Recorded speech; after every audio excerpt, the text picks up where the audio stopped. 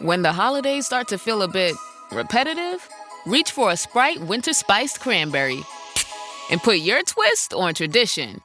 A bold cranberry and winter spice flavor fusion, Sprite Winter Spiced Cranberry is a refreshing way to shake things up this sipping season. And only for a limited time. Sprite. Obey your thirst. Oh, Hilton stay, your beds are soft and cozy. No lumpy couch, no stiff futon, no shower line at crack of dawn. Oh, Hilton stay.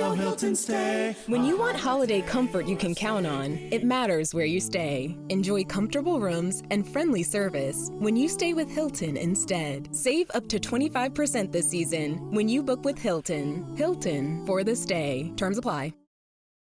This episode is brought to you by Indeed. You're ready to move your business forward, but first, you need to find the right team. Start your search with Indeed-sponsored jobs. It can help you reach qualified candidates fast, ensuring your listing is the first one they see. According to Indeed data, sponsored jobs are 90% more likely to report a hire than non-sponsored jobs. See the results for yourself. Get a $75 sponsored job credit at Indeed.com/podcast. Terms and conditions apply. Hello everyone, Chris here, and a quick reminder that this episode of How Are the Podcast is sponsored by LiveScore Bet, a principal partner of Sunderland AFC. LiveScore Bet is the home of the total betting experience, combining LiveScore's real-time updates and stats with great odds and offers, all in one slick, easy-to-use betting app. For more information, visit livescorebet.com or download the LiveScore Bet app. And please remember, over 18s only, and please bet responsibly. For more information, go to gambleaware.org. And now, cue the jingle.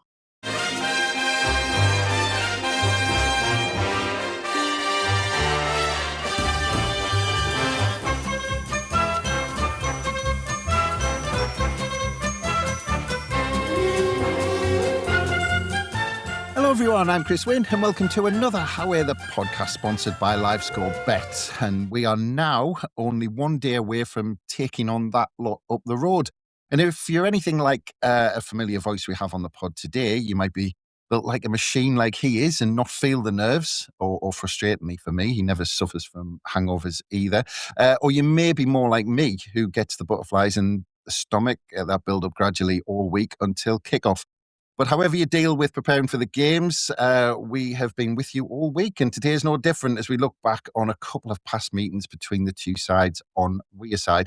And I think it was a tough job for the lads who we've got on today to pick just one, because there were so many great wins over that lot that they wanted to talk about. But they bravely stepped up.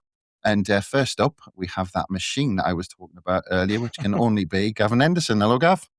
Hello, mate. A machine. I'm getting a bit of a reputation, I think.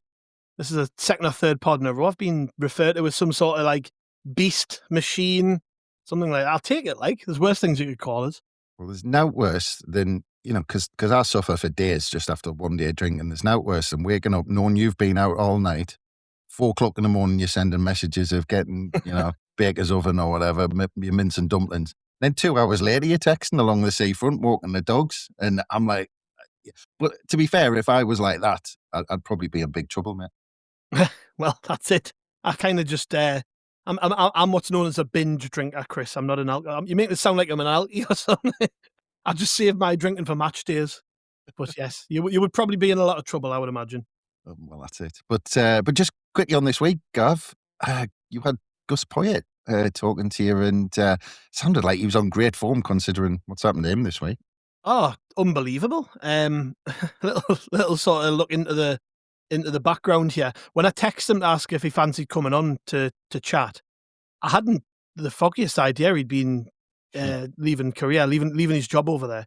So while I'm texting saying, oh, by the way, do you fancy coming on to chat about Sunderland and your derby performances at the club and all that, he's on like the way back from Korea, having just left his job over there. So fair play, like, for him to be like, yeah, I'd love to do that. And then I think he landed back in the UK the night before. He'd had about 2 hours kip because he was obviously quite jet lagged from the experience and the fact that, the time difference and all that. So he sat there quite chipper actually, and he was brilliant. He could have, honestly, I think he could have sat there for 3-4 hours and he wouldn't have been like looking at his watch and going, "Oh, nearly done here." He was just loving talking.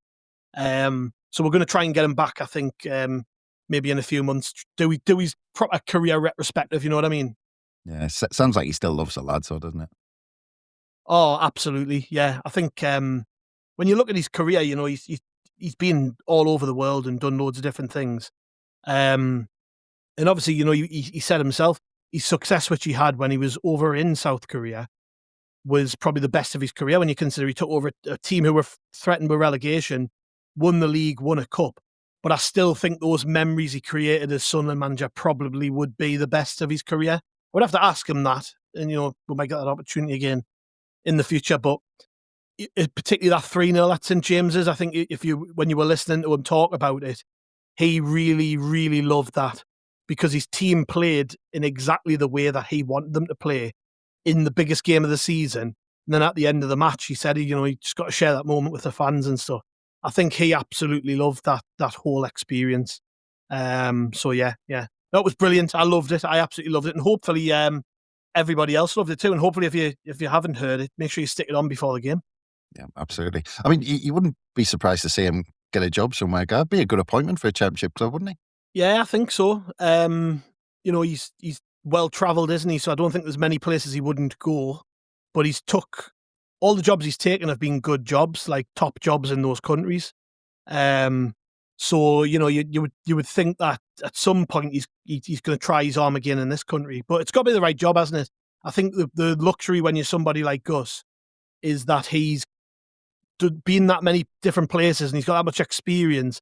And obviously his last job was a success.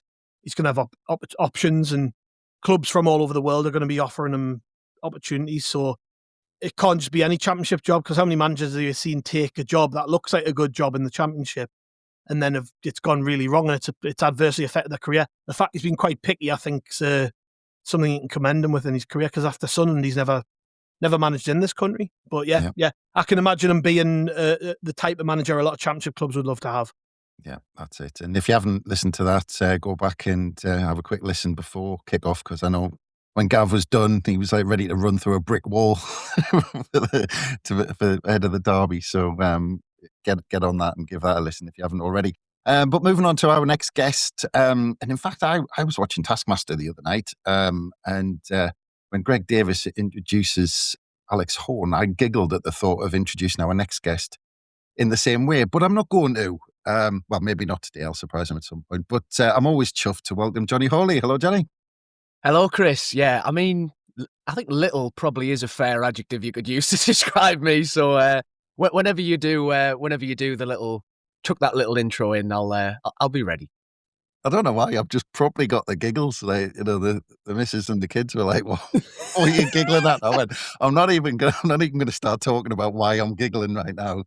I just find something funny, and we'll just leave it there.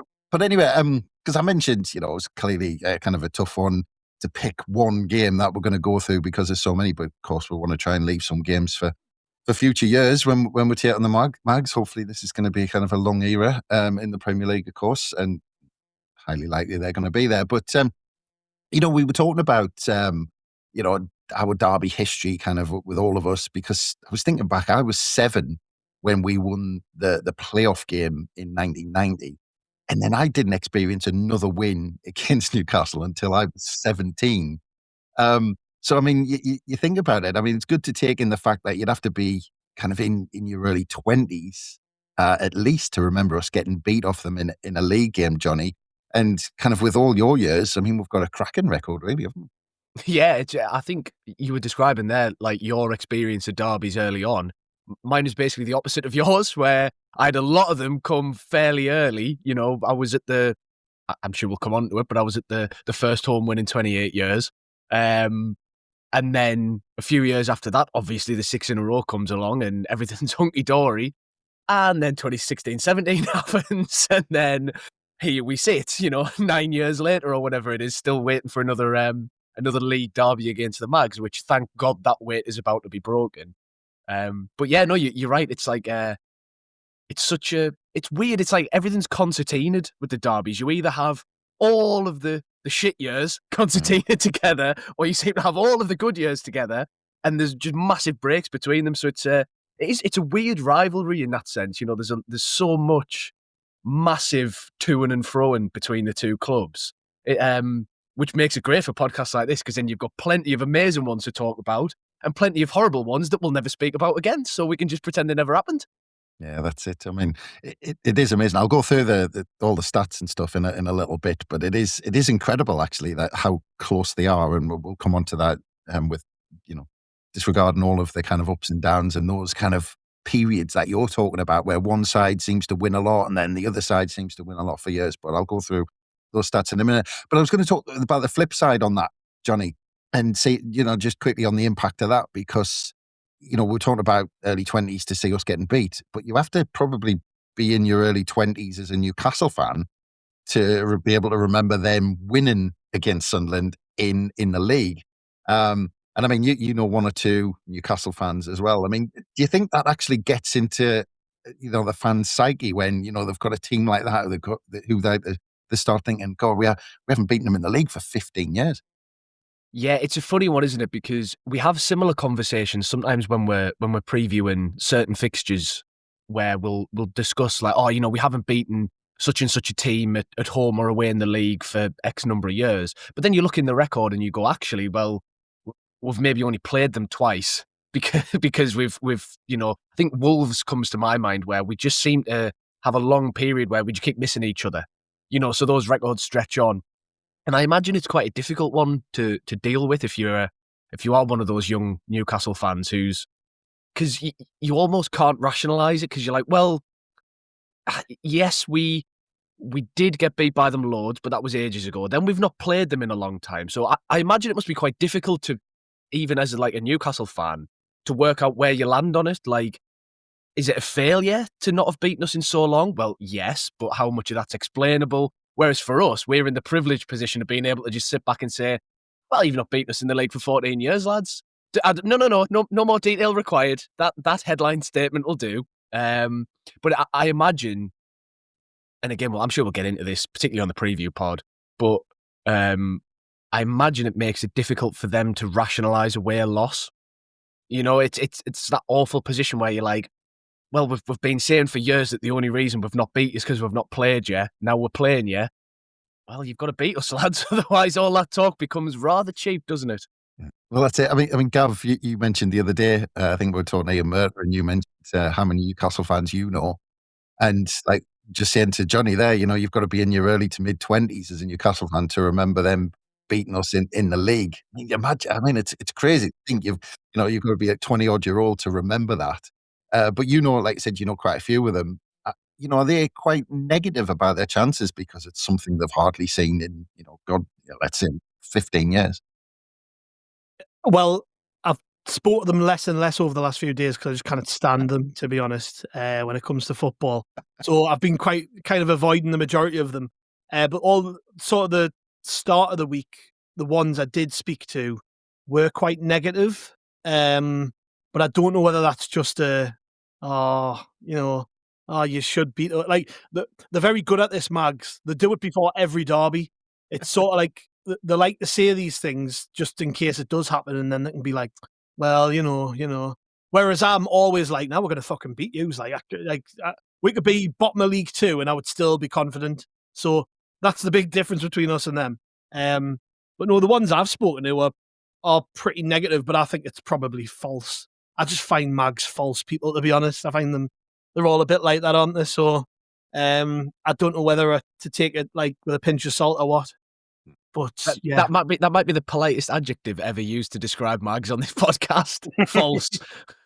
But they are on there. It's just everything's false. Like even when they talk to you about us, they'll go, I remember last year it was all like when we got promoted earlier in the year. Sorry, it was all like, but it'll be tough for you. Like he's got a good team in that, but you kind of just come up and it's all like dead. Like, well, really, deep down, if they were with their own mates, they'd be going, the Mackhams are shite. They're kind of gone down and all. They can't talk like that in front of you. And then as soon as they're away from you, they're like what you expect a Mag to be. I just find them false. Even the ones I love to bits, I just think they're all dickheads.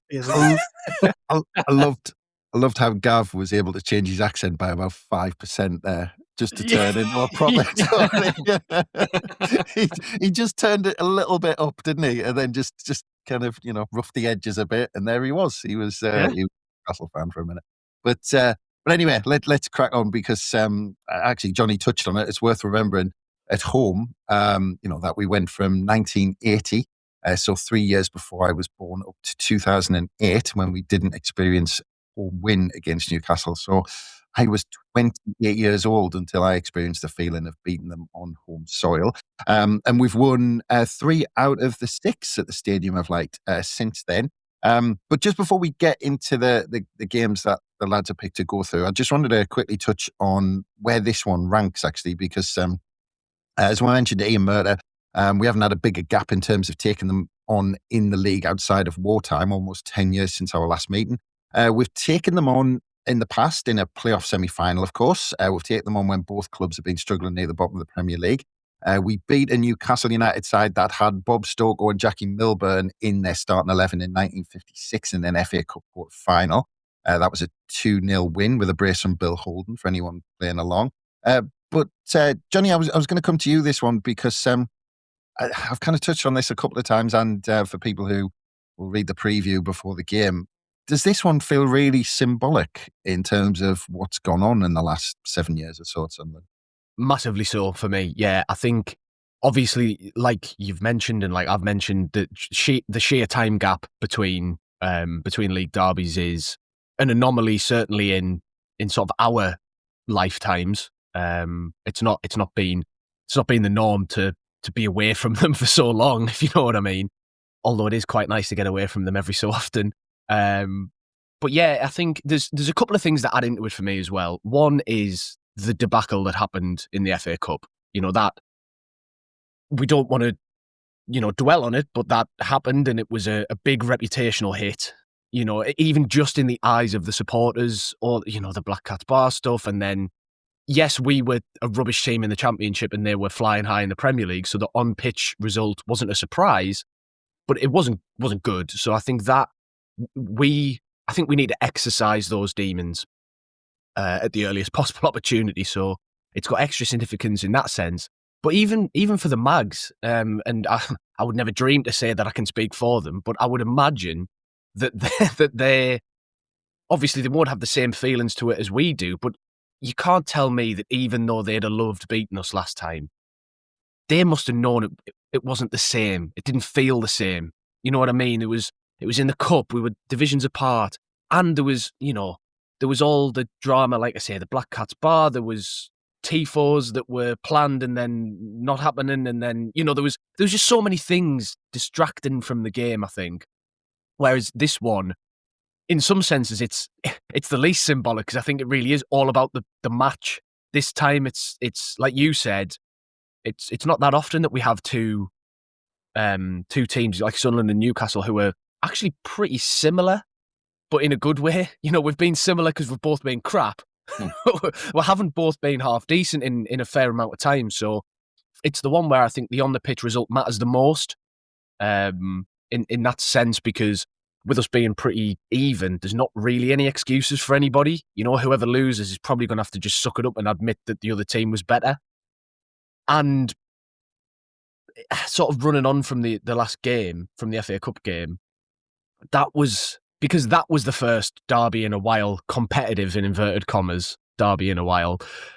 It was the first time we'd played them since the takeover, so there was a lot of chants back and forth around that. Like, there was just so many things swirling around that distracted from the occasion of the derby itself, and it became something else. Whereas this one, for me, is the first one sort of properly back into the Wearside derby. The focus is on the match. It's on the result. Everything that's going on outside of that is completely superfluous to me this time.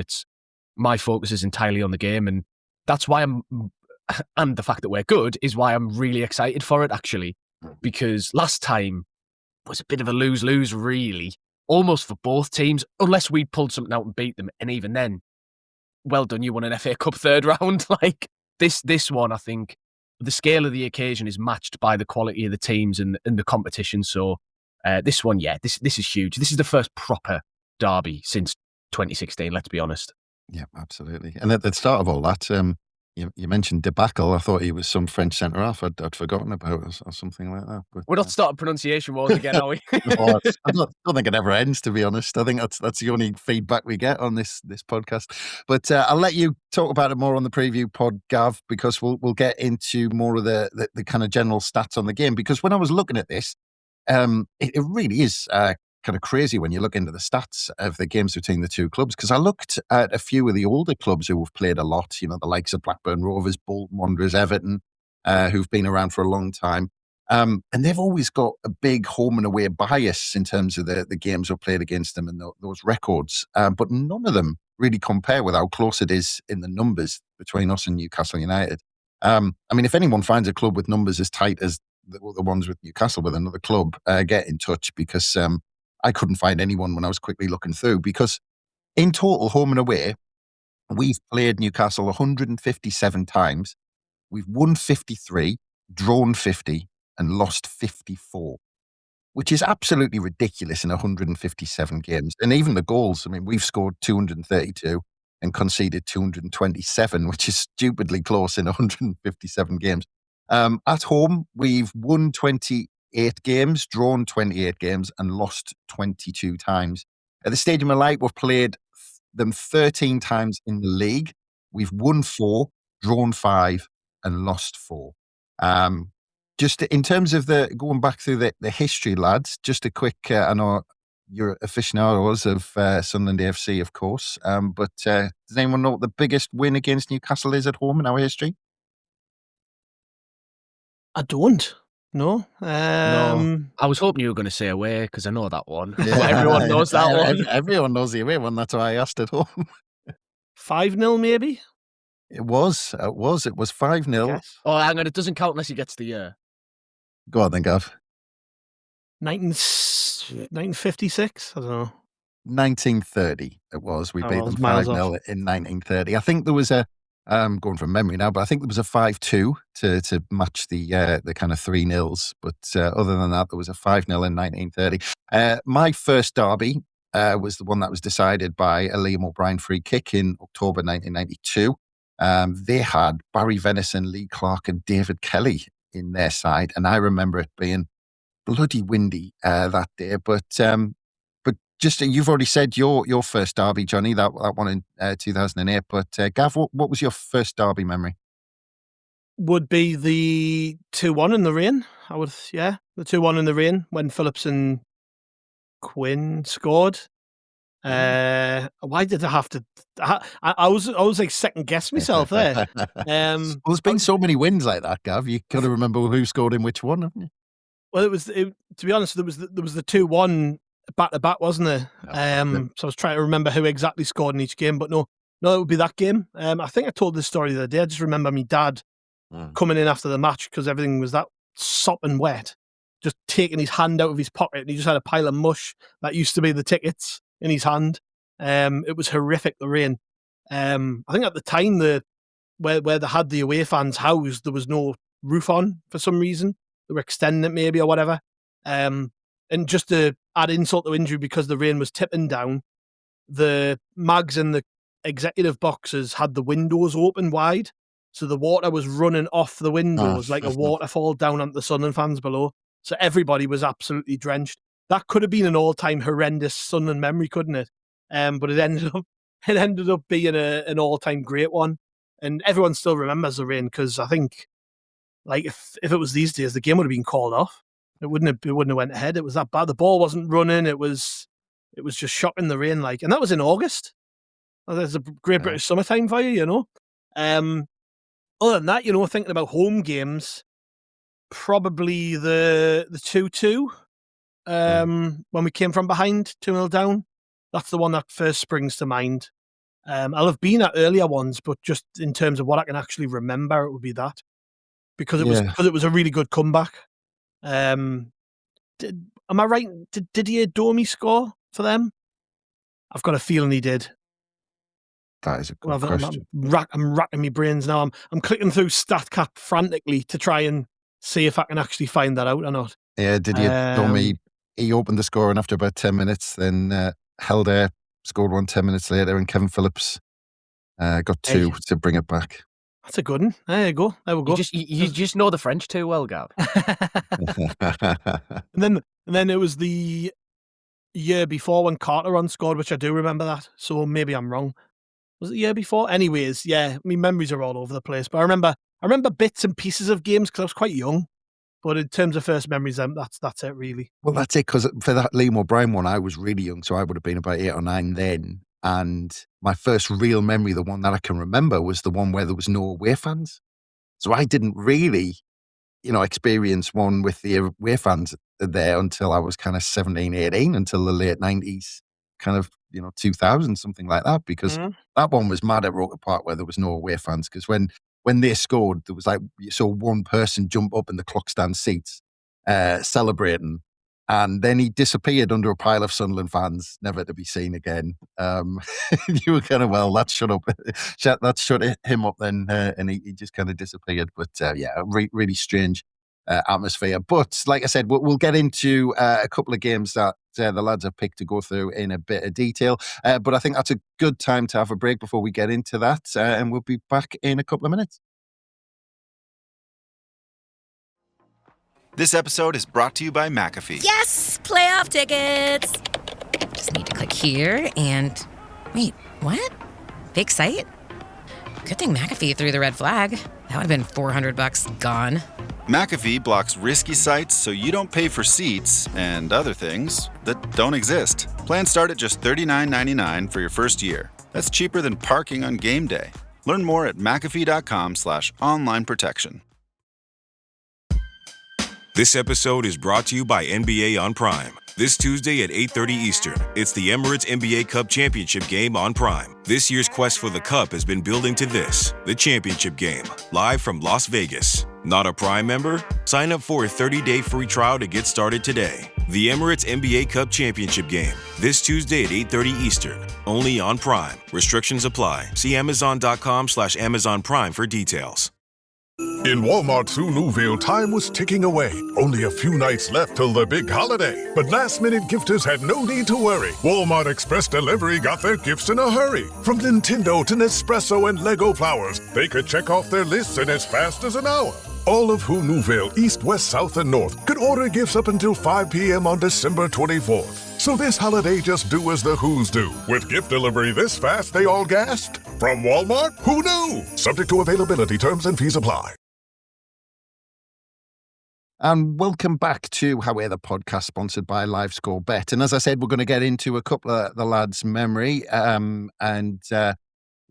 Like I said, we've picked one each to talk about, or the lads have anyway. And let's go in chronological order. So, Gav, we'll start with you. You've already touched on it slightly, and Johnny's mentioned it as well, because it's the one from October 2008, which was another, I mentioned that one way back when I was young, the Liam O'Brien one. That was ridiculously windy at Roker Park, and this one was as well, Gav. Yeah, it was an amazing day, really. I was listening last night to Kieran Richardson on BBC Newcastle Total Sport talk about it, and he said it was probably his career highlight to have done that, which just shows you, doesn't it? I mean, like, how important these games are. But the sense of occasion leading into it was, we'd just come off the back, really, of a pretty crap spell where we got relegated twice from the Premier League with record low points totals. We'd dropped back into the Championship, had a really poor start. Keane comes in, everybody knows the story under Roy Keane,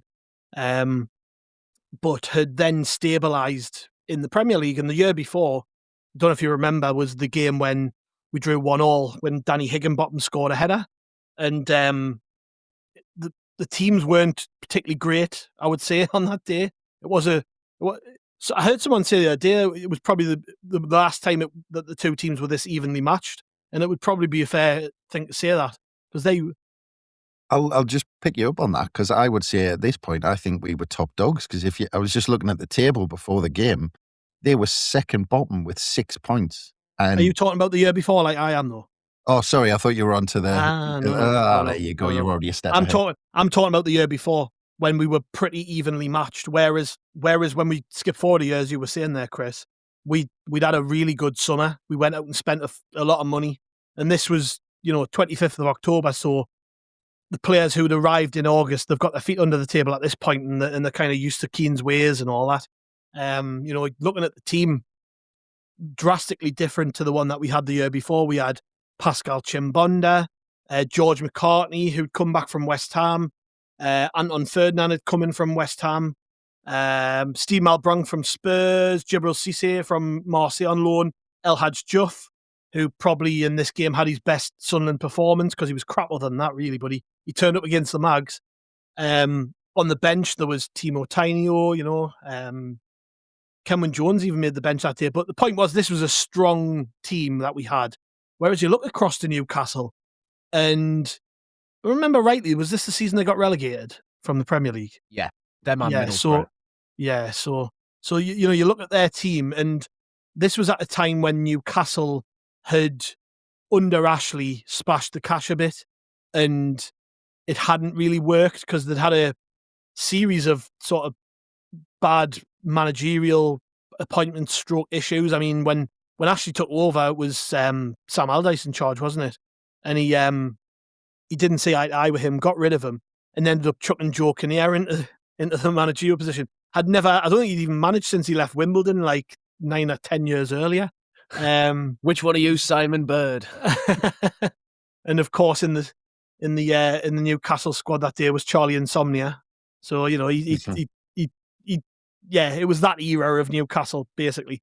But you're looking at their team. Given in goal was a mainstay, but then other than that, it's like kind of a mix of random players and players who were past their best, really. Obafemi Martins, Damien Duff, Amiobi was still getting again. Jeremy, who was way past his best. Nicky Butt, way past his best. Claudio Casata on the bench, he was absolutely useless by the time he turned up at Newcastle. Cisco, remember him? He was another one. Just on Cisco, because I was looking at the old reports, and there's remember the BBC 606 that they used to have, and there's a message saying cracking finish by Richardson, obviously with how it planned out, but the the fella has named himself Let's All Have a Cisco. Well, he if I remember when the sign, I don't know why I remember this because Newcastle, but I feel like Keegan signed him when he was manager, and they spent quite a bit of money on him, and it was one of the reasons he left. They just signed all these players who I don't think he wanted him basically, and he ended up leaving as a result. I might be wrong with that. But yeah, just to kind of set the scene, this was a poor Newcastle team that we faced. But regardless, we hadn't beat them at home since 1980 when Stan Cummins scored and we won 1-0 at Roker Park. That was the last time Sunderland had beat Newcastle. So you talk about a 15-year stretch since the Mags have beaten us this time around, and hopefully we extend that further. We'd gone 28 years without beating the Mags at home. That's brutal, really, when you think about it, isn't it? And I can remember very clearly on that day having a similar feeling how I felt when I was at Wembley for the Wickham playoff final, where before the game I knew we were going to win. Just had this feeling we are winning today, and the whole atmosphere about the place was like that because we had a bit of a swagger. I mean, just to go back to something I said before, the signings of Cissé in particular and Malbranc and actually Anton Ferdinand, because he was an up-and-coming defender at the time. We'd gone out and we'd actually signed players where you were like, oh, we're not just trying to stay up this season, we're actually trying to kick on a bit. And that was starting to show in the makeup of the team. I mentioned El Hadj Diouf before. He came to us from Blackburn, right? But he still had a reputation as we all knew what he was, but he was still a quality footballer. So we'd gone out and we'd assembled this team, and it was just starting to come together, and I was really, really confident going into the game. And the atmosphere, I remember just being electric. Obviously, at that time, the Mags were still behind the goal, so it's a bit different to the way it is now, but they made a bit of noise. There was the to and fro, and I've always been in the southwest corner, or for a lot of years I've been in the southwest corner, right next to their fans. I just remember it being absolutely mental. And in Keane fashion, really, we got at them from the off. Well, we were very, very aggressive. just jump in with something that maybe helped along before we leave the Newcastle side as well? That helped along with the atmosphere because, of course, it was the return of Joey Barton as well from his long suspension. Right, okay. And Joe Kinnear, he could have thrown him straight in, but he decided to keep him on the bench. But I was going to ask, I mean, I didn't he got a warm welcome, didn't he, when he started warming up down the touchline? Well, that's it. I remember that. But for the life of us, and it's probably obvious, but what was the suspension for? I can't remember. Probably put a cigar out in someone's eye or called someone a bike nonce or something. I don't know. That's it, because there's that many things. I was thinking, which one was it? I couldn't remember. There was something. Was it not? No, what? Because he did smashed that bloke's face in that Man City, didn't he? Yeah. But did he not like punch another player in training or something mental like that? No, well, he might have. Again, you struggle to pin down which Barton indiscretion goes with which year, but I mean, the year before, there was a massive campaign because of his tackle on Dixon Atuhu, which he got away with against us. And I'm pretty sure the photo will still be out there of that, where he studs up on his upper thigh on Dixon Atuhu, and I remember there was a bit of a campaign in the papers the next day saying that he should be banned, but nothing came of it. Actually, I think there was some sort of loophole in the rules where he couldn't be done for it. But he was really, really so. Obviously, nobody listening to this needs me to tell them how much of a wrong'un he is. I'm just looking now, and I think he did jail time. Is that not why he was missing? Probably. Quite possibly. He did do jail time over in that year. That does ring a bell, actually. He was sentenced to 6 months in jail after pleading guilty for his part in an assault on the 20th of May 2008. And he was released in July. His subsequent conviction, a 4-month suspended sentence for the earlier assault on Usman Darbo at Man City, was handed out while he was serving the sentence. I told you he'd been punching a player in training. I bloody knew it. He came back at the end of August, and then got another. He came back and got sent off, didn't he? Didn't he come back against Liverpool and 2-foot somebody? It's an incident with Sami Nasri against Arsenal. Oh, Arsenal, there's just Liverpool. A list as long as your arm of things that he's done. It was a brief stint back in the playing squad with Barton banned for 6 matches, with a further suspended 6-match ban for his assault on Darbo. After serving his ban, he then played in Newcastle's reserves and then came back for the derby. So it was just like a ban for this, a prison sentence for this, then Then this was his first game back. He was booed by Sunderland fans and had missiles thrown at him as he warmed up. So there we go. So yes, I'd forgotten all about that, if I'm honest. But nobody needs us to remind them about Joey Barton's various issues in his career. Well, you did remind us that the derby happened the year before as well. In my head, I always totally pigeonhole that Higginbottom 1-1. But I was actually there as well. So, some boy Barton influencing a lot of my childhood.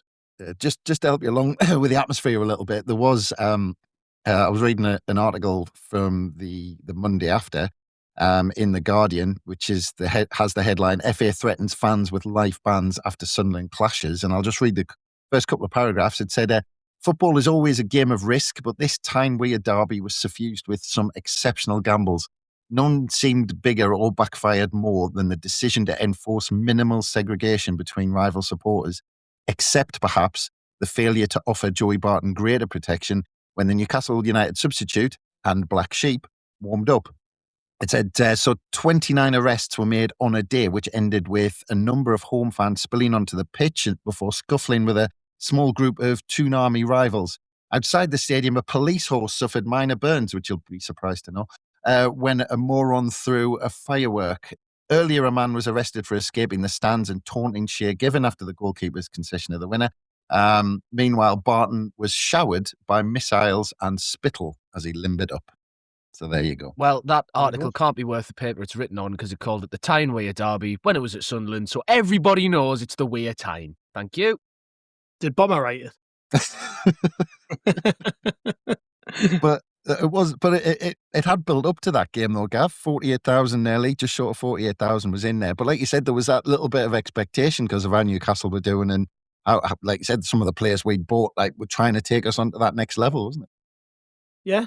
And like I say, we started with a lot of aggression, and I just remember it being that classic.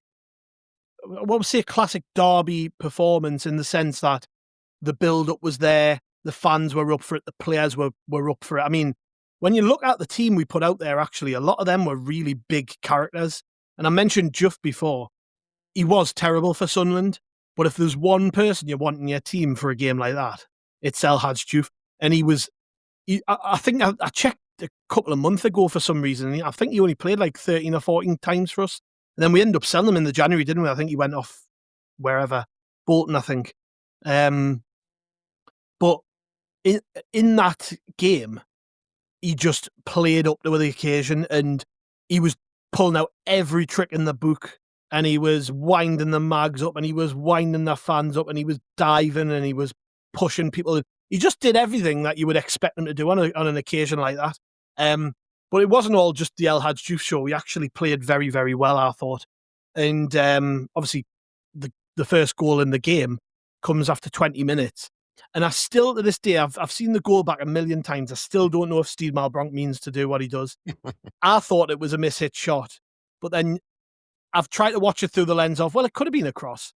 And it could have been a cross. Johnny's shaking his head. You're laughing, Chris. What do you reckon? Shot across? Ah, come on. He's definitely shooting. This is like the Man City fans trying to pretend Yaya Toure meant that goal in the cup final. It's that level. Yeah. I think at best, because there's a tackle that comes in on him, and I think at best Malbranque pulls out with the last second. You might say that Malbranque just tries to put it into an area, like just to get something on it because he thinks he's going to be tackled, and I think that's the best you can kind of give him. Otherwise, he had a shot and it was crap, basically. You know what though? Fair play to Djibril Cissé, because the cross come shot is that hit that hard and that fast that he doesn't have much time to think about what to do. Reacts and I know quick, he kind of he does react really quick, and he's onside as well, by the way, which he very rarely was. Djibril Cissé he always seemed to be offside. Well, just going back to the beginning, actually, it was actually what Malbranque was brilliant at. Because if you see where he picks the ball up, it's right on the touchline, and he just drives at them, and he ends up right on the edge of the box, almost kind of in the middle of the goal. Yeah. It was classic Malbranque in a lot of ways, wasn't it? Right down to the end product being slightly questionable, but thank God in this case it worked. And you can tell how much we were grafting and how much actually he was up for it, because Steed Malbranque played 87 minutes in this game, which he hardly ever did. He was always brought off on the hour mark. He mustn't have had a tab at half time. That's exactly what I was going to say, you bastard. See, that's how special the derby is. Steed Malbranque leaves his tabs at home for the derby. That's how big this game is. But yeah, I mean, just in terms of Cissé, like you were saying, Gav, he went with his right. Most players might have just went with their left foot and it could have went anywhere. He went with his right foot and with almost the outside of his foot controlled it, didn't he, into the net? Oh yeah, and it was a really good finish, but it could have went anywhere. He could have missed it. He could have, reacted a split second too late, and it would have went past him, or it would have ricocheted out for a goal kick or something. But there's just something about it that, those, like a big game where, like, those things sometimes, if it's your day, they go in your favour, and that's exactly what happened with that goal. It wasn't a classic by any means, but I actually thought the build up to the goal was pretty good, because, as you say about Steed Malbranque, he picks up from the right-hand side from Chimbonda, but he actually starts the move out by starting in sort of the sixth position, picking the ball up and actually getting the ball moving quickly. Because that was sometimes, particularly when, I'm no disrespect to these players, but Dean Whitehead wasn't exactly known for being a quick passer of the ball. He was a bit of a crab when he would get the ball and he would knock it 5 yards to somebody too. He would play safe passes, I'd say. Whereas Steed took risks, and that's what he did. He picked the ball up in the position where you would ordinarily see Whitehead collecting the ball, and he just drove forward and moved it quickly. And that's all it was. It was probably 4 passes. It was probably 4 passes in the back of the net. But like I say, and like you say, that's the quality Steed Malbranque had.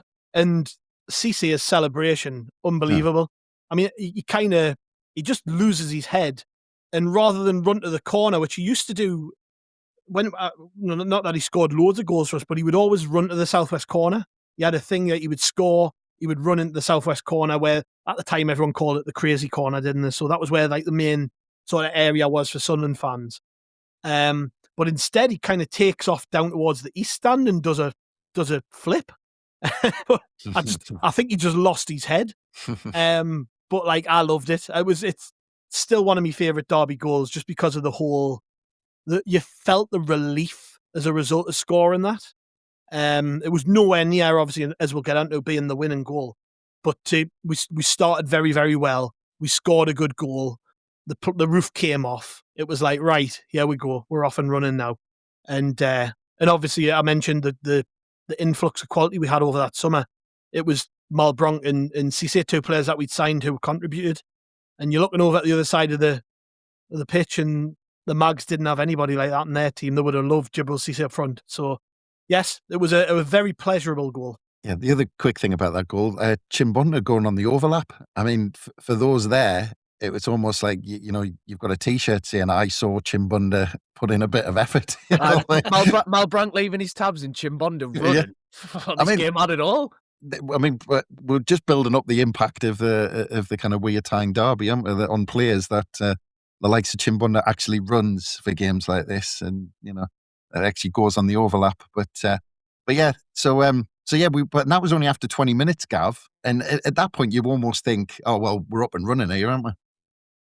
Well, yeah, that was it. And then obviously in typical Sunderland fashion, we managed to let them back into the game, and it was I don't even like bringing this up, but somebody who scored about 80 goals against us, Shola Amiobi. Of course, it was him.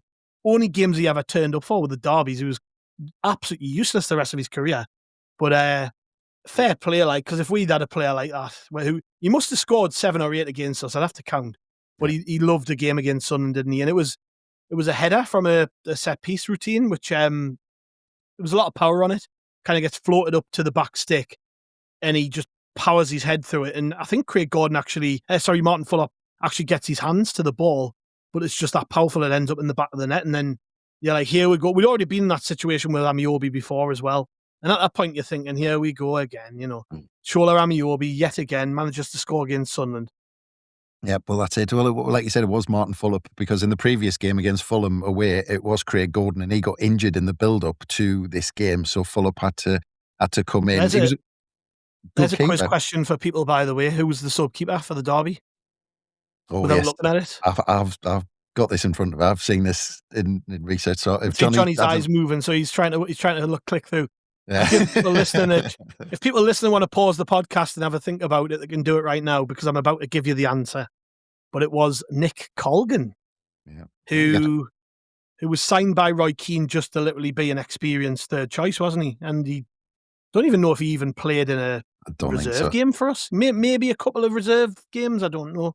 He definitely didn't play a first team game. He was on the bench quite a bit, but yeah, like you normally said, because Gordon or Fuller were taking turns being injured. Yeah, to be fair, that's right.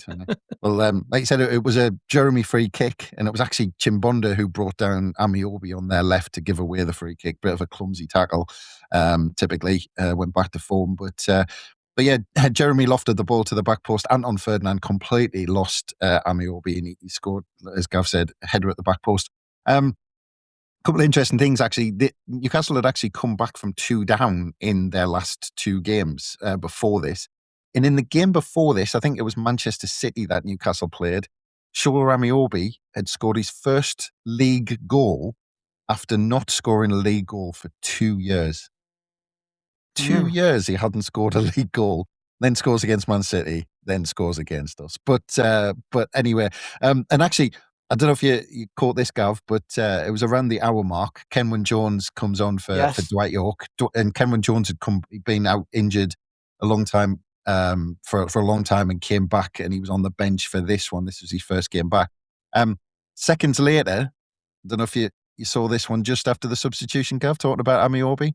Yes, missed a really good chance, didn't he? Where he was probably in a better position than he'd been at any point in the game. I mean, it was easier to score than the one that he actually scored. And it came through a bit of sloppy play. It was actually Kieran Richardson. He kind of gets played the ball into his feet by Anton Ferdinand, I think. And as he's turning, he's closed down on the halfway line. Newcastle break at pace. The ball is shepherded into Amiobi's feet.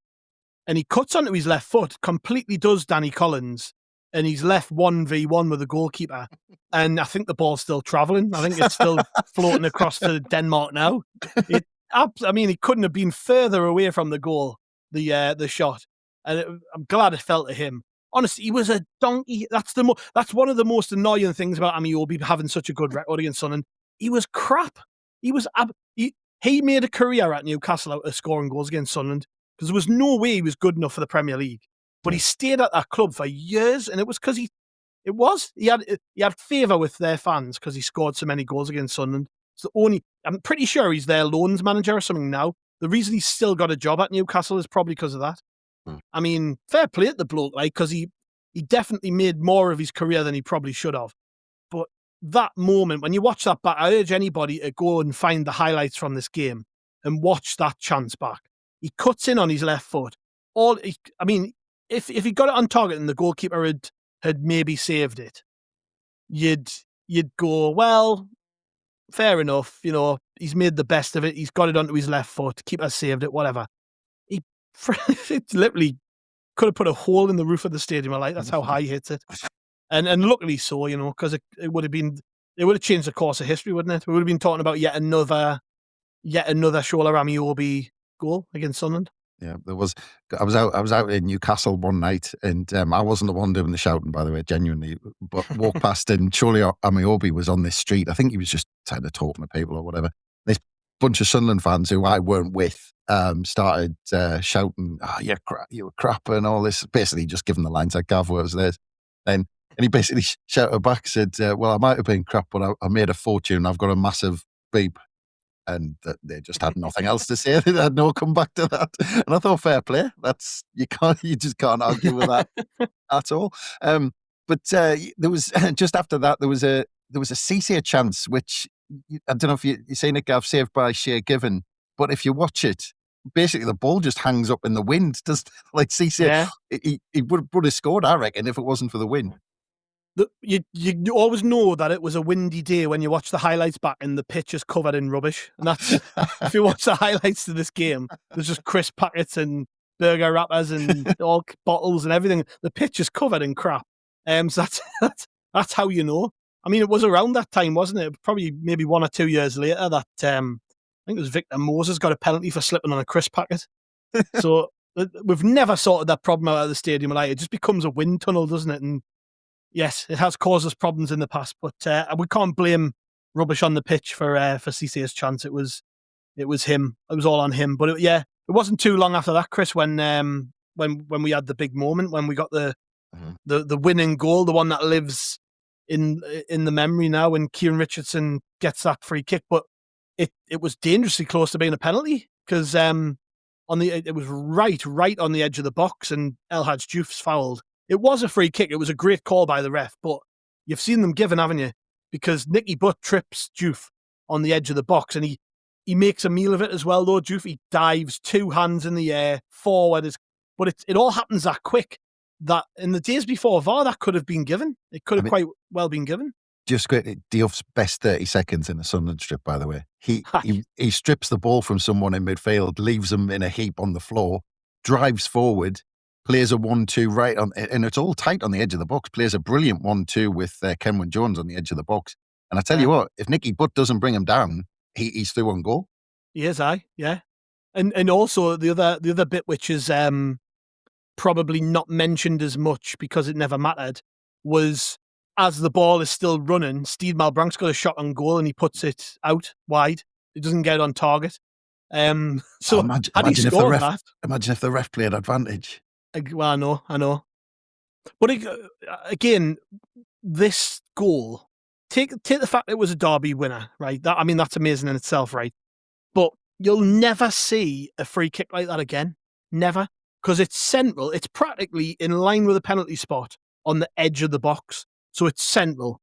It's close. It's not on the D where, if you were a free kick taker, you'd want it maybe 5 or 6 yards to the right on the edge of the D. A little bit more distance so you can get it up and over the wall. it's central and it's just there. And again, I was listening to Kieran Richardson talk about this last night on BBC Newcastle, and he said, I looked at it and I just thought, I'm not getting this up and over the wall. So I thought I'm just going to put my foot through it and hope it goes in. And we talked about this a little bit recently, Chris. I don't know if you remember when we've talked about the Fulham game a month or so ago, whenever we played them. And I was saying about how, you know, in the week before, I was away at Fulham. We drew 0-0. Kieran Richardson scored a free kick that day, which got disallowed because Chimbonda grabbed, I think, Jimmy Bullard's knob in the wall. And also, Richardson hit the post 3 times with the same free kick. So he'd come as close as it gets. He'd scored one. He'd hit the post 3 times with one kick. So he was obviously feeling pretty confident over his set pieces at that time. And he steps over it and he just wallops it. Absolutely leathers it. There's no explanation for it. Again, on that interview, he talked about how it was, because it was windy, that was the deciding factor and why he didn't try and go up and over the wall. He said it'd been a really windy day and I just thought the wind might catch this and it might go in. And I mean, I've watched it back a million times. I think if he stood over that ball with the same situation another 3,000, 4,000 times, he's not recreating that goal. It's going into Rose Ed, it's hitting the wall, it's going out for a throw-in. You know what I mean? Like, because it's the way he hits the ball, he just cracks at one. I've never seen a better hit free kick, ever. And to do that, to win a derby game, is special in it. He made the ball move like a Jabulani from the 2010 World Cup, didn't he? Like, it was even though he hit the wind. Yeah, it was, and he hits it that hard that, like, those little deviations from the wind and from whatever swerve he'd put on, they almost seem like exaggerated, don't they, when you watch it back? You can't believe how much it moves for such a short distance, relatively, and how hard he's hit it. My mate Matty, he had a canvas on his wall for years of this moment, and the picture's probably still knocking about. Again, Richardson says he's got this picture in his house, but if you see the still image, so Given has dove, the ball is in the net, not one person there's one lass with her hands in the air like that. That's right? My favourite picture. That I love it. Yeah, there's one lass with her hands in the air. Otherwise, the other 20,000 people you can see in the sort of mess of people in the background, not one of them has reacted because it was that quick.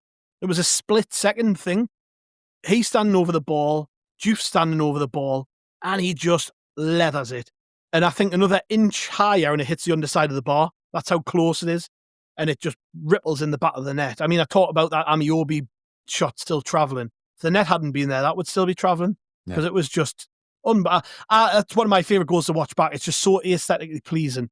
And for it to have been against them bastards is even better, isn't it? Yeah. Like, this is maybe a pod for another day, but in terms of like derby goals, I don't know if we've scored a better one, if I'm honest. Well, I'm convinced. I'm convinced Shea Given didn't want to save it. if you look, he just kind of jumps back in the air. He doesn't put. I don't think he's got enough time to react to it. To be honest, he doesn't kind of put his arm out or spread himself or anything. He just kind of jumps onto the ground. The other brilliant thing I love is the net. It's that quick and hard.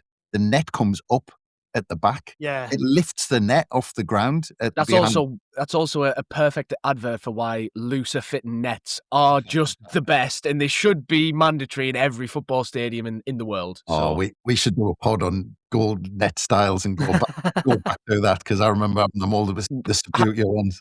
Yeah, have you got 3 hours free sometime, Chris, to go through those? I tell you what, Jonny, it's a dip. But I can't remember what else. Oh, that was it. The picture you were talking about. The picture. I worked alongside a Newcastle fan. He sat on basically the desk next to us, and I made sure I got in early that Monday, and I got into his computer and changed the screensaver to Richardson's free kick. So then I did lots of them.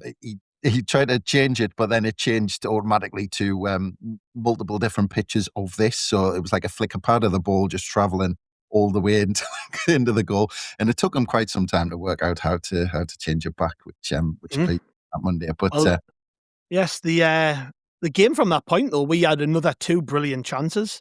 I think it was Chimbonda puts a ball in for a header for Cameron Jones, and you would put your house, everything on Jones burying this header, and he's to be honest, he's beat Shea Given. Shea Given's like kind of a bit of in no man's land, and the header flies over the bar.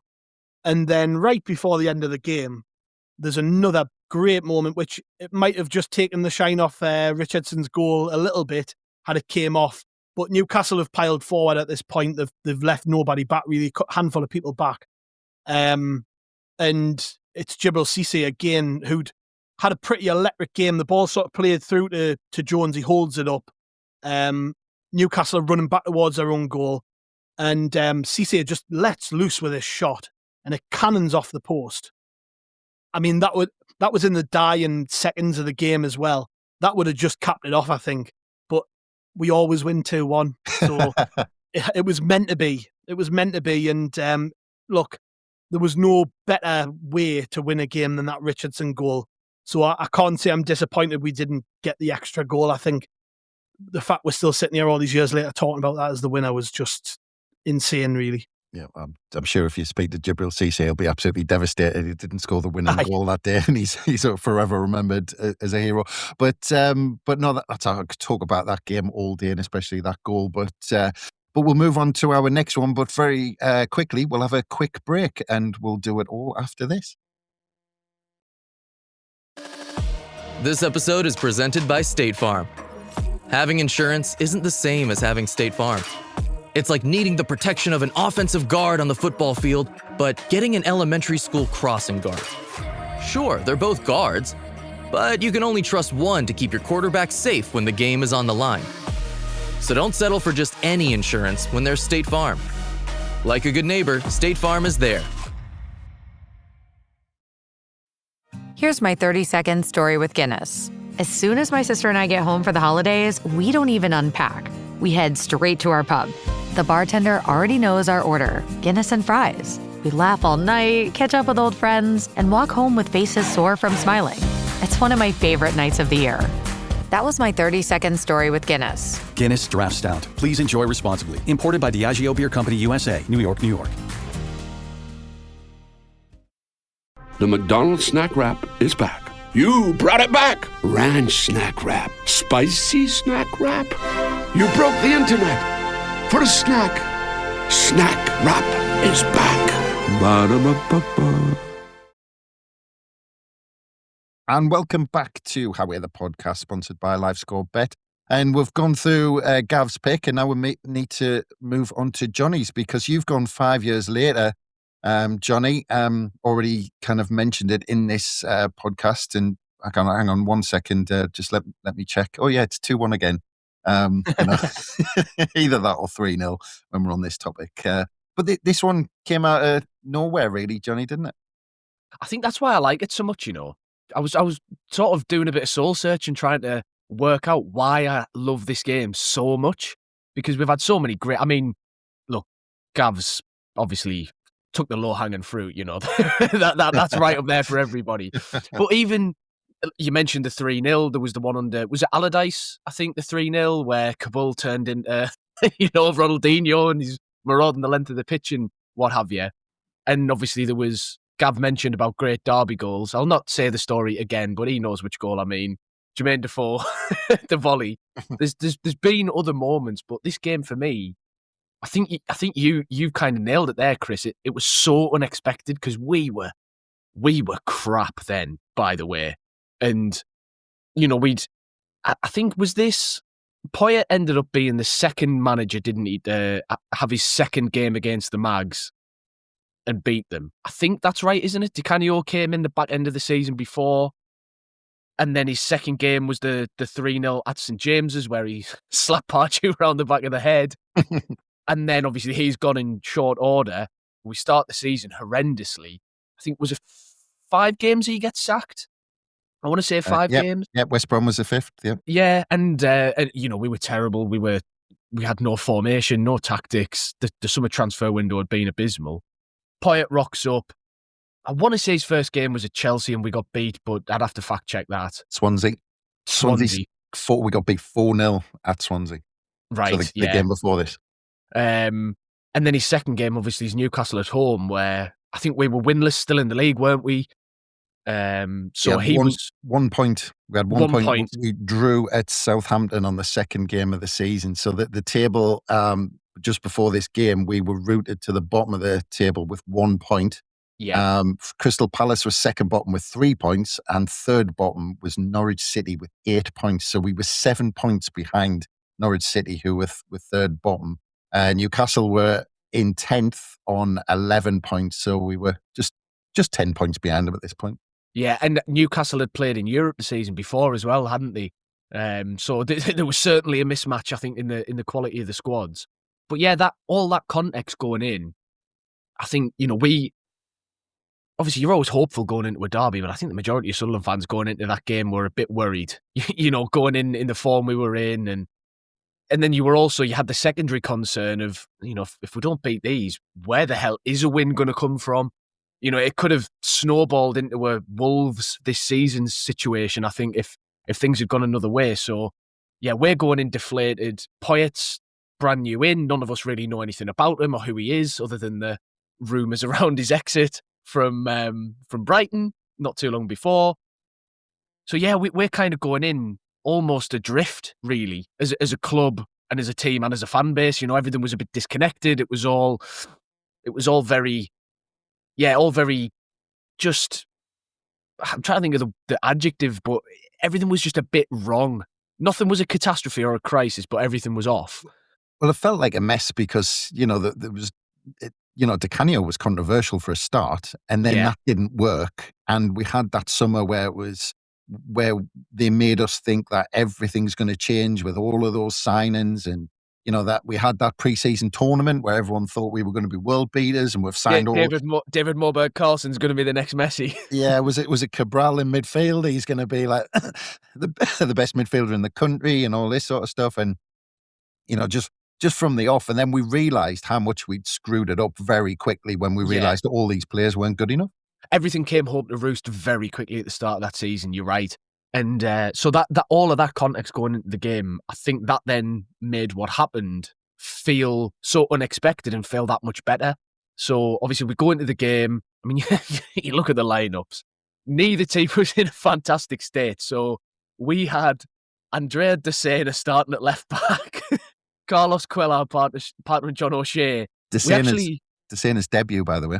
Yeah, and he didn't go on to make too many more appearances for us, just put it that way. And something that I always forget is that actually this was before Vito Manone even broke his way into the team. Kieran Westwood was in goal to start the game. Manone was on the bench. I'd only realised that when I watched the highlights again the other day. There's a clip of the winner, and the cameras then pan to the goalkeeper, and Westwood is punching the air, and I was like, I totally forgot he was even playing in this game. Yeah, you do, don't you? Just quickly on those signings we're talking about. First day of the season, Stadium of Light against Fulham. We got beat 1-0. Kieran Richardson was actually, and Darren Bent was actually in that Fulham squad that day. But we got beat 1-0, and the five players who made their debuts in that game was Kaletska, Cabral, Roberge, Altidore, and Giaccherini. Sorry, who was that? Kaletska? Who's he? Kaletska? Was that not right? Chaluska. Ondrej Saluska. Oh. Well, that's what I said. Get it, we've got him back. Get him, Gal. Most famous for the picture of him wearing a woolly hat and eating pasta in the bath. Do you remember that one? Yeah, boy. We had debacle at centre half. As long as we've not got a dringer on the wing and whoever else. But of those five, there was only Altidore in the team for the Newcastle game. Which again just goes to show you how quickly things were unravelling already, 6-7 games into the season. But you go through the rest of the team, I mean, Colback and Cattermole in midfield, fair enough. Unnamed Premier League footballer in his 20s on the left wing. Seb Larson on the right. Fletcher and Altidore up front. So, we weren't exactly naming the best team in the world. But then you swap over to the Mags and you realise, again, something that you kind of forget. They were going through some pretty bad injury problems at the back going into this game. So they actually started with Paul Dummett and Mike Williamson at centre back That must together. be a fucking dream, by the way, if you go to a game and you see them two knackers there. Aye, and then, the rest of the team's pretty good. Cabaye, Tiote, Sissoko, like Remy, Was that around the time when they had that it was Alan Carr's dad as the main scout, and he was Yes. basically picking all the best players from France, which was actually a pretty good strategy. I mean, you look at some of them players, mind. Yeah, well, Debussy Cabaye went on to play. Well, Debussy went to Arsenal, didn't he? Yeah, Cabaye went Played on for to play for France. PSG. Like Remy went on to play Sissoko. for Chelsea. Yeah, Sissoko made a good career for himself. So Ben Arthur, Gouffran. I was going to say Ben you know, Arthur. Ben Arthur should have had a better career than he did. Yeah. yeah, absolutely. So the talent, the gulf in talent between the two teams, even with their defensive problems, I think was pretty evident going in. So then the way the game started, obviously, complete opposite of all of that. The Sunderland score after 5 minutes. Like, we're going, we're absolutely in the doldrums. They're the ones who were theoretically on the up. And yeah, it was, again, unnamed Premier League player in his 20s, stands the ball up to the back post. And watching the goal back, because no one ever thinks about this goal when they think about this game. You know, obviously it was our opener, but Fletcher just, you know, he rises at the back post. It's a stood up cross. He just gets up higher than his man to nod it down. And I think it helps that I believe it was Paul Dummett who was marking him. So probably the easiest header Fletcher's ever won in his career. Do you know what my abiding memory of it is? Is we played a short corner and everybody groaned. It was like, oh, because we'd been trying these short corners for ages and they were crap. So we played a short corner and there was just a big groan. I just remember it being like, oh, like that, 5 minutes as well. You want to just get in the box, don't you? Yeah. Yeah. And then obviously it worked out for us.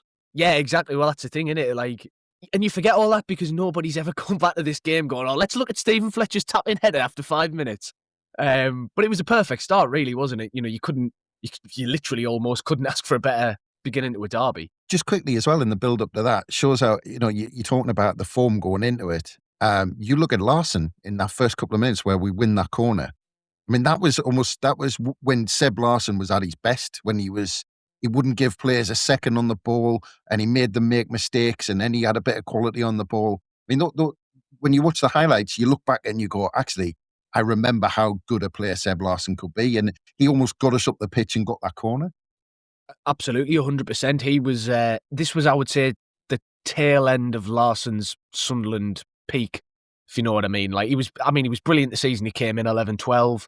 And then I think after this, particularly the following season, 14-15, which I think he won player of the season in, but that was when he moved to central midfield and he was still a good servant and he was still effective, but he was never the same player that he was when he used to play on the wing, or as a right midfielder, I suppose you'd call it, rather than out and out winger. But yeah, that start of the game, like you couldn't get any better. And from my memory, and obviously we were discussing before we came on how questionable the highlights packages are for this game that you can find. I just remember it being a largely sort of scrappy affair, really. There was half chances for both teams. Nothing particularly clear cut. Correct as if I'm wrong. Well, I did want to mention, and you might have come on to it. Apologies, Johnny, but there was a really good shot from Fletcher that was saved by the keeper. No, sorry, Josie Altidore followed up. Yes, he looked like he had ice skates on, and it ended up going out for a goal kick.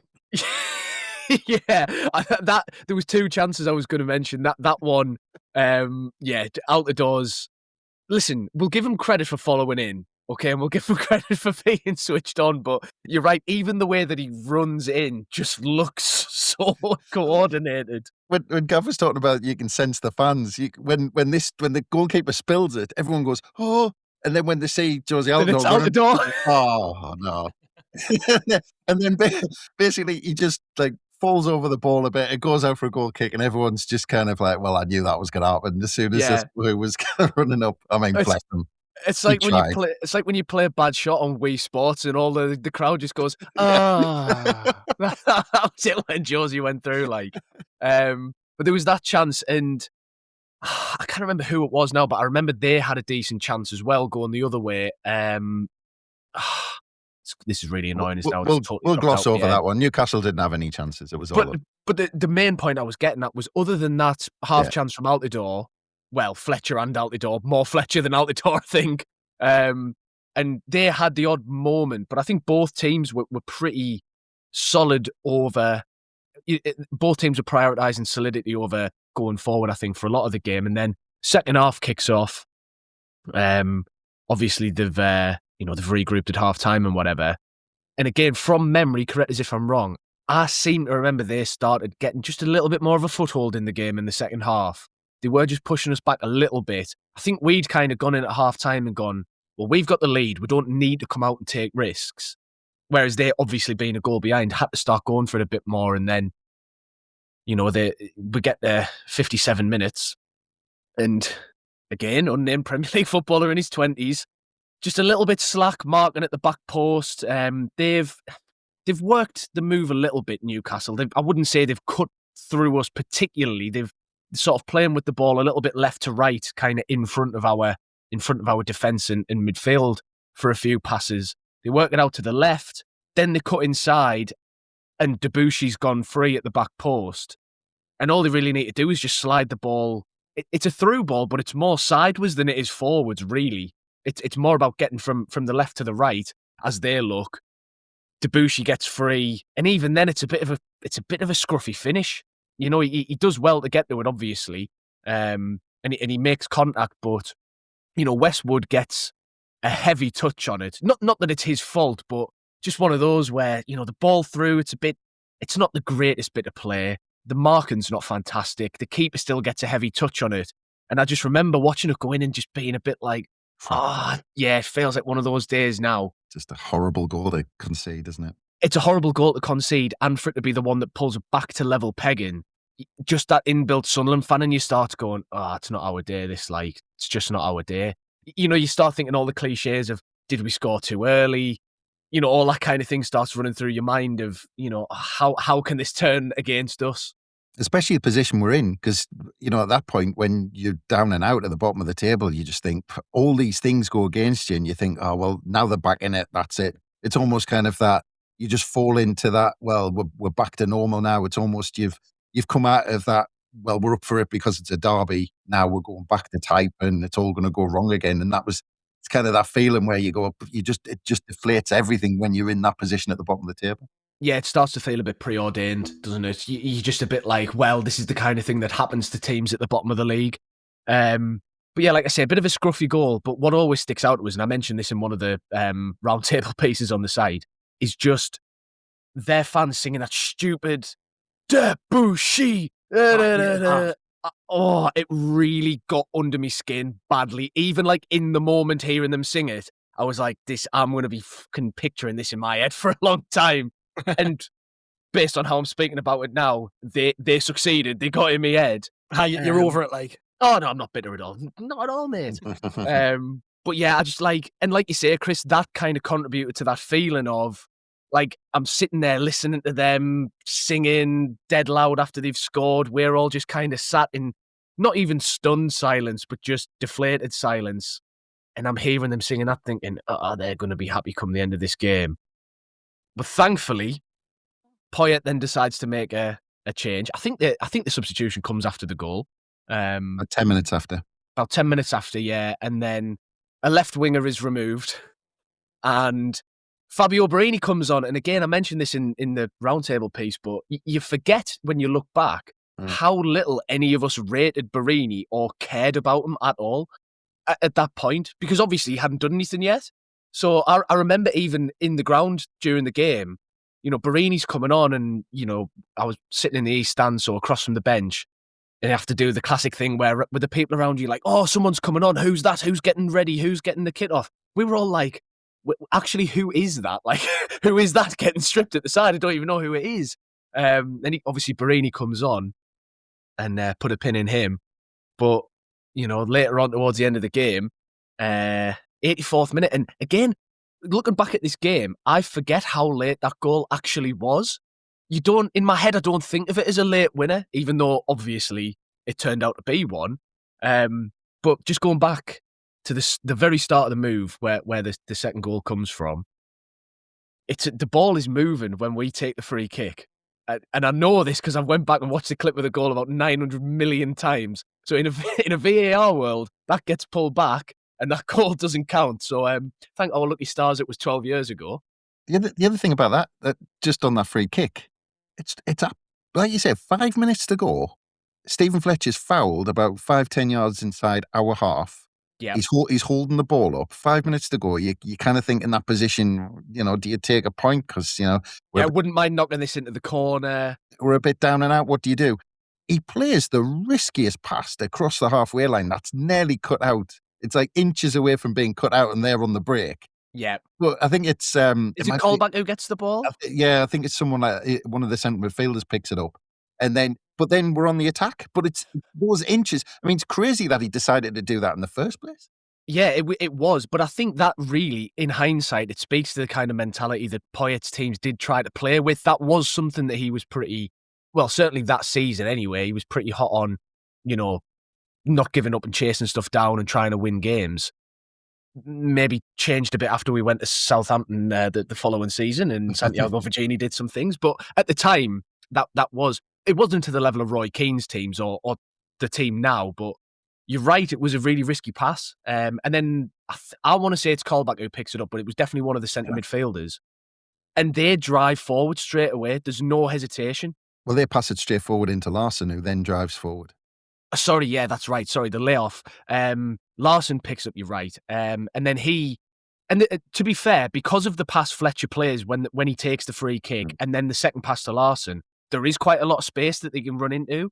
So he then drives forward and you've got Altidore who's leading the line up front. And to be honest, Altidore's not in a bad position. He's pretty central. He's occupying the central defenders. So then you've got Barini has a bit of space to then drift in from the left-hand side and try and get involved. Larson obviously plays it up towards Altidore. Altidore lays it off. Nudge, nudge, wink, wink. Definitely. I asked Gus Poyet if he thinks Altidore meant that. He said yes. Okay, so hey, I'm happy to defer to Gus as long as the listeners are aware. These are the opinions of Gustavo Poyet and not necessarily those of Johnny Hawley. Altidore lays it off. And again, Chris, it goes back to, like you said, Fletcher just takes a risk. Barini cuts inside. Well, he doesn't have the ball yet, but he comes inside. He wants to be involved. Altidore lays it off. And he just hits it. And I mean, I don't need to describe it, do I? Like, it was a bloody brilliant strike. It was, but I kind of compare this to in snooker, like a 1-4-7 happening because someone's done a bad break. Because the couple of before that, Larson plays a crap. He tries to play Altidore through, and it doesn't go in front of him, and Altidore has to check back. So it's a crap pass from Larson. Altidore has to check back and does the worst first touch in the world. And the evidence, I think, for Altidore not meaning it is Altidore's about to go for his own first touch. Like he's about to chase down his own first touch. I think, and then he just sees Barini, doesn't he, fly in? And the other thing is, I think Barini, having been training with Altidore for quite a few weeks, realizes that as soon as this ball's played in Altidore, it's going to bounce out within a 5 to 10 yard radius somewhere. So Barini thinks, well, I'll get close to Altidore. And he was right that it just bounced off Altidore and went somewhere. But like you said, when he picks it up, one touch, and after that first touch couldn't have been any better because it rolls out in front of him. Sets himself perfectly, and he just smashes it into that far corner. Unbelievable for him. Yeah, and I think if you look on the replay, it's cruel in net for the Mags, isn't it? And I think he just gets the tiniest fingertip to the ball, but he had no chance of saving it because the way Barini hits it as well, basically hits it slightly with the outside of his boot. So he gets loads of power behind it still, but it just has that right amount of fade on it just to curve away from the keeper and take it away further into the corner. And we know how much Tim Krul liked to celebrate really good goals against playing for Newcastle against Sunderland. So he'll have kind of patted Barini on the back later and kind of he'll have been buying him a pint. He'll have bought him a pint after the game. But yeah, just the strike from Barini's brilliant. But I like that you've identified those further points of failure in the lead up, because that's another thing that I love about that goal. Like, the ball was moving when we took the free kick. Fletcher's pass is nearly intercepted. Larson's pass is crap. Altidore's touch is crap. Yeah. And then at the end of it all, Barini just comes in and goes, "Nah, I'll sort this, lads." And yeah, the finish is spectacular. All of these weird things lining up to one of Sunderland, the best moments that we've had. Yeah, and it's as always when you look at these kind of things in football, you're like, how close were we to it not happening? Yeah. You know, David Vaughan in the 3-0 at St James was actually offside. G scoring the winner against Man City, actually offside. Like, all these little things. And I think when it comes off like this, it just makes it all the sweeter knowing how everything had to go perfectly for that goal to end up coming about, which you don't appreciate on first viewing because you're taken in naturally by the fact that Barini's just pinged one in from 20-odd yards against the Mags with 5 minutes left to go to make it 2-1. But yeah, it's a superb goal, worthy of winning any game, certainly a away Tyne derby. And it just kickstarts everything, doesn't it? You know that. And going back to what I said at the very beginning, trying to work out why I love this game so much. And it's partly because of how crap we were going in, so nobody saw it coming. But then everything that comes in that season afterwards, the cup run, the 3-0 at St James's, the great escape, you know, the results at Old Trafford and Chelsea and Barini's, you know, iconic status in Sunderland fans' hearts at the end of that season. The almost goal at Old Trafford that I talk about all the time, which would have been one of the best goals I've ever seen. You can basically trace every single bit of that back to this moment in this game where Barini scores that goal, because he cements himself as a genuine option for the season. Poyet trusts him. Poyet has the fans on side. We get our first win, and bang, the momentum's suddenly with us. And it was a weird season in the end where we rode a lot of momentum early, then we had a horrible dip around the time of the cup final and after, and then we come back at the end and everything. You know, everyone knows the story of that season. It's my favourite season ever so far, just for a bit of colour. But yeah, that everything about it comes back to that game, and it really did. Even at the time, it felt like something had changed, you know, coming out of that game, and we've won. We've got the monkey off our backs of no wins this season. To do it against them was brilliant. Like I say, it gets people immediately. Poyet has loads of support from the fans. It couldn't have worked out any better.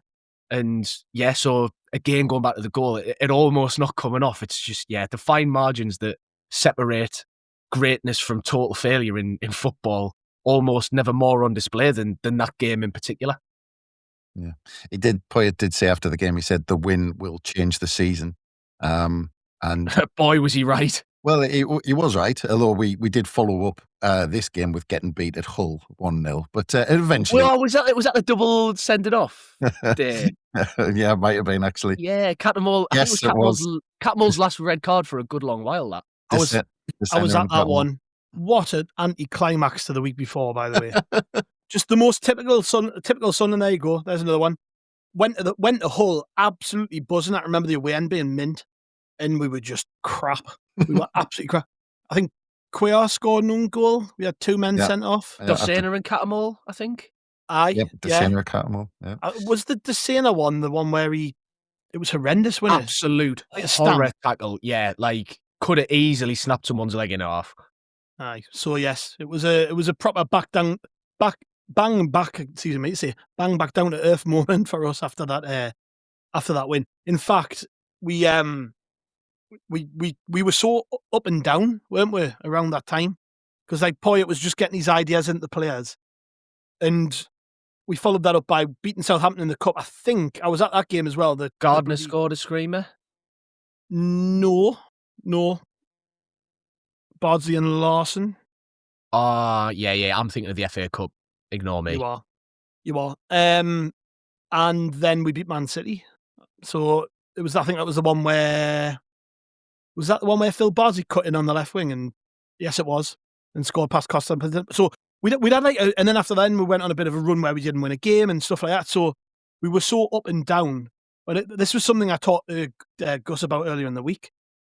We could be awful. We could be shocking. We could be, in crisis, and we often were at that point. We were like, he took over just after Di Canio got sacked and all the other crap that went on around that. So he'd come in. We got battered away at Swansea, and then this just result comes out of nowhere against Newcastle. How many? It happened against them under Poyet. It happened against them under Di Canio. It happened against them under Advocat and Allardyce. Yeah. Yes. All of them were the second game in charge of whoever the manager was. Yeah, we had a bizarre sort of run of of runs like that around that time, because this was the same time we had the run of 1-0s against Man City at home, or Yeah, 1-goal yeah. wins. Because, like you say, the Bardsley one, there was the one where unnamed winger scored from miles out, and I think Joe Hart in net, like, totally fumbled Yeah. one, let it in. Obviously, the G-Dong one. We did seem to have, like, these little runs where we had bits of symmetry between seasons. Yeah. Yeah. So we'd had a pretty crap season at that point, but just to pull a result like that out against the Mags was just something else, wasn't it? Yeah, it was like Groundhog Day. Beat the Mags, just survive relegation. Beat the Mags, just survive relegation, and repeat for a few years. But yeah, we could talk about wins against Newcastle all day, and we nearly have. So I think that's probably a good place to leave that. But just very, very quickly, because moving on to tomorrow, I know you're going to do a big preview, but just to finish us up, how are we feeling, gents, this close to the actual game? Fine. Absolutely fine. I can't wait for Sunday. I'm more like, I just want to be out and I want to be in the pub and I want the atmosphere and I want like that feeling of this is a big day. I want that feeling in my veins. Don't get us wrong, Chris. As soon as getting that ground the whistle goes and I've got over the initial emotion of screaming me lungs out after drinking about 8 pints of Guinness, it'll all come. It does every time we play the Mags. It'll come crashing back down and'll be nervous as hell for 2 hours. But right now I'm all right. But you're having those beers. It is weird though, but you're having those beers, and you're talking about 2008 today, and you might be just an hour or two away from another moment that you might be talking about for another 20 years. Yeah, that's it. Yeah, and that's the thing is like I'm remembering the moments this team have already given us. The Ballard header against Coventry. I've said this loads. Best moment I've ever had in a football stadium. Just unbelievable. The Watson goal that got us to the Premier League. The Talby winner against Chelsea. Robbie's equaliser against Arsenal. There's so many. You can go on, right? You wouldn't bet against them doing it again. There's going to be another moment in this game or something. I'm confident. I'm really confident because I've just got so much belief in this team. And I'm sitting and I'm dreaming about all the scenarios and I'm like watching Newcastle in Europe the other night. And they can't defend a corner and they're conceding late. And you just immediately, your mind's just like, oh, Ballard, header. Like, innit? Like, you can't help but, like, imagine that this might happen. So, yeah, I'm confident. Well, I'm confident in the team, but for a lot of the same reasons as Gav says, that's why I'm shitting myself. Come on, man. But it's I think, like, me and Chris briefly mentioned this before we started recording. The reason that I get so nervous and like anxious about it is just because like what's at stake, and we've all been there. We've seen Sunderland lose derbies, whether it be in person at the ground or whether it be certain away games on certain October holidays.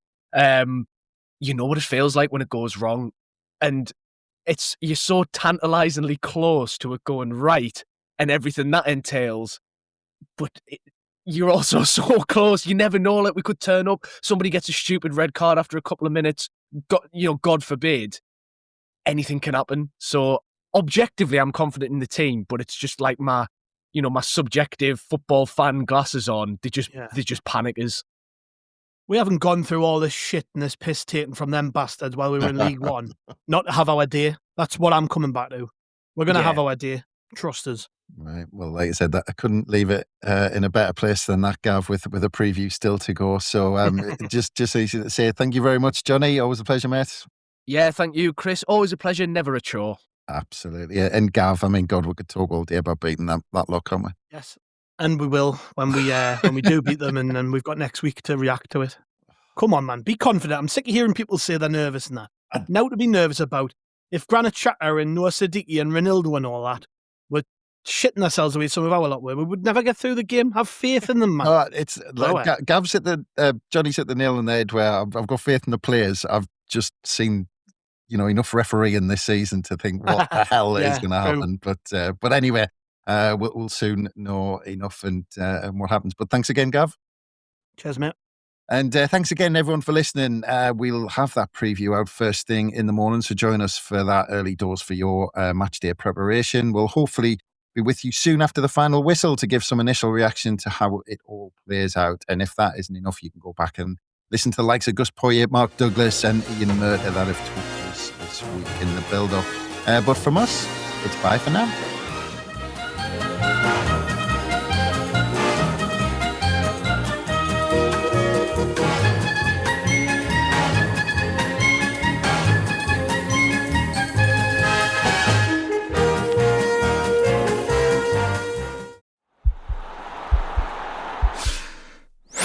This podcast is part of the Sports Social Podcast Network.